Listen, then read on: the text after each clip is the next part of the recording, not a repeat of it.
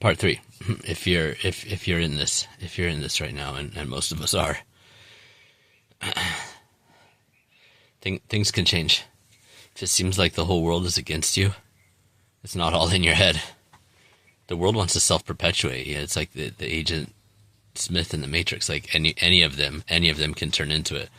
Most people who attack you for doing the right thing, if it's outside of their framework, it's not out of malice. It's like pure unconsciousness. It's because they're sleepwalking through life, and the Matrix is just like grabs them and turns them into the creature doing the thing.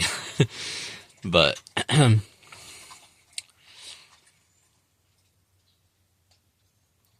you think about like how cancers operate. You know, the cancer cells want to reproduce themselves. It's like every living system, every type of organism, and so on. And like even bacteria and viruses that end up killing their host because they perpetuate too much or whatever. The system, such as it is, and the people that are involved in it, they have an interest in keeping it going the way that it is, regardless of whether it's actually working or not. Most people are just not capable of stepping outside of that framework. Self-examination is foreign to most humans. Thinking, actual thinking, not just having thoughts in your head, actual thinking, discursive thinking, is foreign to most humans. And this is why I started that other video with I'm like so shook because the stuff that's happened to me over the last couple of years, knowing the system is broken on every freaking level, having to go in and deal with it anyways, even though I'm one of these people that has been called to disrupt it and reset it and create a new system. It's like I have to learn from the inside out, from firsthand experience, how freaking effed up it is, in order to know where to make the changes and how to do it the best. Hold on.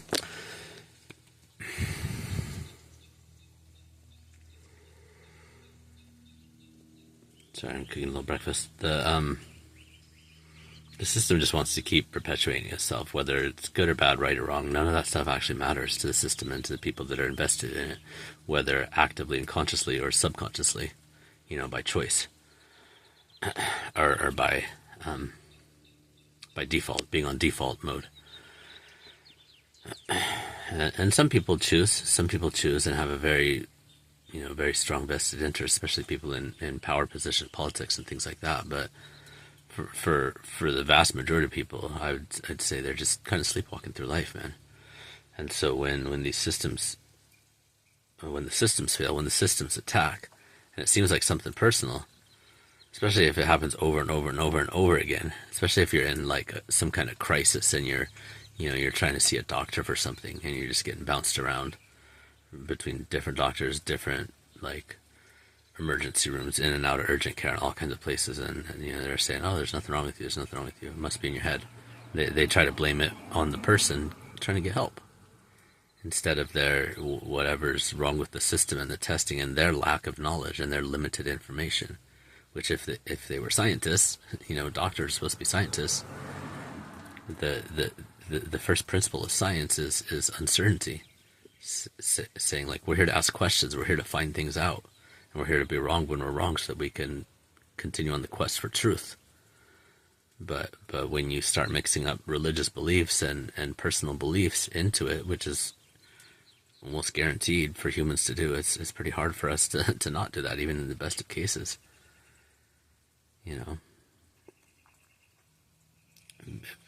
People end up thinking, well, this is what I believe, and I went to school or this or that or whatever. I've been alive for 30, 40, 50 years. This is what I believe, so it must be the truth.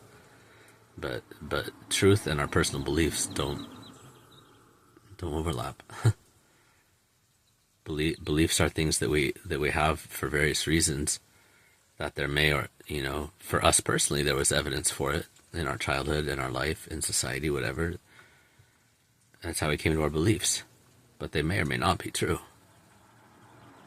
Facts, figures, numbers, science, etc. Like, there's stuff that has an objective truth to it. It is one thing.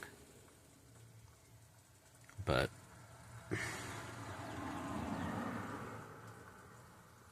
It's pretty rare. It's pretty rare the human being that can practice actual science, humility, curiosity, questioning. These things are incredibly rare in humanity. And as children, we grow up thinking that, like, by default, most people have lived through some version of that. The adults, like, know what's going on because for our safety, it has to be that way. But so much of the time that wasn't the case and isn't the case still today. So we go through life with these faulty belief systems based on oftentimes trauma, abuse, neglect, and things posing as science and knowledge that are just random beliefs, random opinions, oftentimes not based on anything more than one person's random opinion. You know, and then people run around spouting and telling that this is facts and this is science and this is that and all this stuff. Anyway, I know I'm getting a little bit sidetracked. I'm getting a little sidetracked as I do. The system wants to perpetuate itself. Dysfunction perpetuates itself. Sleepwalkers, the Matrix, all this stuff. It just wants to keep going on. And so if you feel like you've been dealing with this for years and it doesn't seem to be getting any better, but you know that you're not in the wrong, like,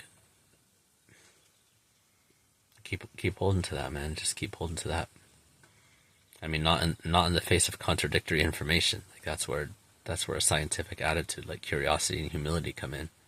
You have to be open to new information. But if something inside you knows, like, without a doubt that something is true, and other people or society or apparent institutions are trying to convince you otherwise, like, hold to that core of knowing, and keep trying to verify the information. I was going to do a video on this recently, but we have to be able to verify the stuff that we think and the stuff that we say and the stuff we believe is actually true out in the world or not. Like proof testing. There's a word for it I was thinking of a couple days ago, but stay open, keep learning, keep testing. But if you know something is off, if you know something is wrong, your intuition, your physical body, your knowing, dude, that stuff is more often right than not. Society and culture comes from a very small part of our brain, very recently evolved in humanity, and that most people operate and live exclusively within that, but it's not. It's nowhere close to the comprehensive truth, you know, nowhere close. Anyways, I'm gonna drink my coffee and get some eggs in me, and go enjoy this beautiful freaking sunshine, man. It's gorgeous here today. Happy Taurus season, happy Earth, happy life. The Matrix is falling. We're gonna build a new one, and we can do that by default, or we get to choose. We get to choose what we want to build for the rest of our lives, for our children and grandchildren, great-grandchildren, and the fucking age of Aquarius, dude. This is it. We were the ones. We were the ones that we needed all along. Love you guys.